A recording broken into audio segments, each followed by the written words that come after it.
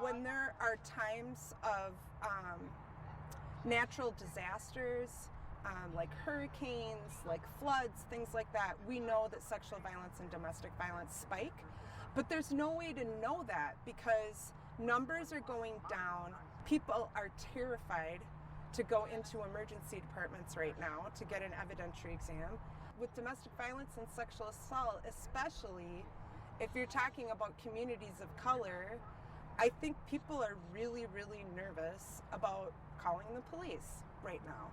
I think a lot of people, with everything that's going on with racial equity and having conversations about what is the role of law enforcement and officer-involved shootings and what that means for men of color, what that means for people of color, I think people are very nervous about engaging with law enforcement or engaging with the criminal justice system. So we know that like harassment restraining orders are down, orders for protection are down, even though court, you can get those orders through Zoom. It's accessible, but I don't think people are accessing them. So we can't measure the spike. We suspect there's a spike. I don't know if we can really say this is all COVID.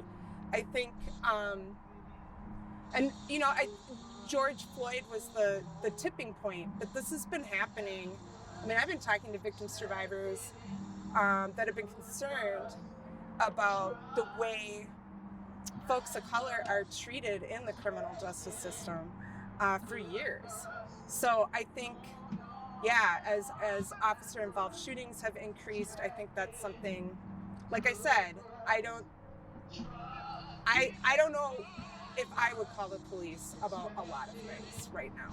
And remember, the people that are batterers or cause sexual harm, these aren't necessarily monsters in our community. These are people oftentimes that we love. These are people in our communities, these are people in our families, these are our friends. And so it's a very complicated thing. And I remember when I worked in North Minneapolis, which is predominantly a neighborhood of people of color, the captain of the 4th precinct of the Minneapolis Police Department, who was white, asked me, why do you think that young African-American girls are not reporting sexual assault? And I'm like, well, we have one of the highest racial disparities in our criminal justice system in the country. And I think at the time it was 1 in 25 Black men could expect to be incarcerated either in jail or in a prison. So when you're seeing this happen to your cousin, to your brother, to your father, to your uncle, are you really going to reach out to law enforcement?